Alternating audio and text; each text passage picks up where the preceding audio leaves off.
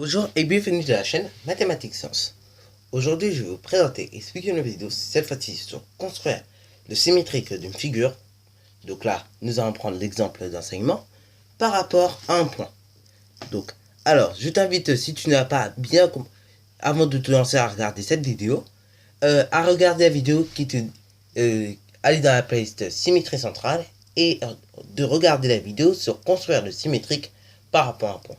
Et après, une fois que tu as compris la méthode, je t'invite à regarder cette vidéo. Bref. Alors, voici. Donc là, nous avons un segment IJ et nous voulons construire son symétrique par rapport au point O. Donc, l'idée de construire le symétrique du segment IJ par rapport à ce point O est de faire pivoter le segment IJ de 100 à ce qu'il réatterrisse à 180 degrés. À ce qu'il fasse une rotation de 180 degrés en gros. Bon, alors c'est simple, c'est assez simple en fait. Nous allons reprendre la même méthode que je t'avais montré pour le point, que pour le symétrique d'un point. Donc, alors c'est simple. Nous prenons le point J. Donc, là, on va prendre le point J, mais tu peux aussi commencer par le point J. Enfin, le point I ou le point J, comme tu veux, pour le commencement. Alors, moi, je vais prendre le point I pour commencer. Voilà, voilà. Donc, je trace une demi-droite d'origine O passant par le point, enfin d'origine I passant par le point O. Voilà, donc ça nous donne un tracé comme ceci. Ensuite, je prends mon compas et je prends l'écartement IO. Voilà, l'écartement IO. Ensuite, je reporte la longueur IO. La pointe du compas reste sur le point O. Et je reporte la longueur sur l'autre partie.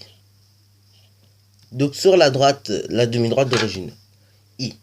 Ensuite, ça nous donne une intersection comme ceci. Bon, alors, justement, là, il ne faut surtout pas faire une erreur.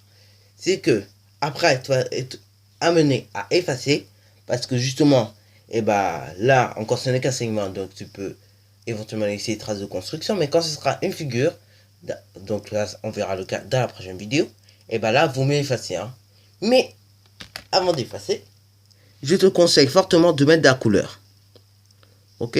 Donc, I, donc son symétrique, ce sera I'. Et attention, pourquoi je dis d'effacer? Parce qu'en fait, plus que tu vas avancer dans la symétrie centrale, plus qu'en fait tes figures sont de plus en plus complexes. Donc c'est pour ça que je te conseille plutôt, bon, tu n'es pas obligé, d'effacer au fur et à mesure. Tac. Mais mets de la couleur, quand tu as créé ton intersection, mets de la couleur afin de ne pas effacer ton point, mais d'effacer seulement les traces de construction. Hein, c'est vrai que d'habitude, j'aime bien, mais moi personnellement, j'aime bien laisser des traces de construction, mais là, il est quand même conseillé de les effacer pour éviter les confusions justement. Bon, alors, là, donc, pour l'autre point qui est le point J, on effectue la même chose. On trace une demi-droite d'origine J passant par le point O. Ok. Tac, ça nous donne ceci. Ensuite, on prend le compas. On met la pointe du compas sur le point O pour être plus tranquille. On reporte la longueur JO que l'on va reporter dans l'autre sens. Donc, voici la longueur J. Donc, on reporte la longueur JO qu'on va mettre dans l'autre sens sur la demi-droite d'origine J. Donc, ça nous donne un tracé comme ceci. Ensuite, on va... le symétrique de J, ce sera J'. Donc, on met bien en couleur l'intersection qui a été créée. Et on va la nommer J'. Ok? Et après, on efface.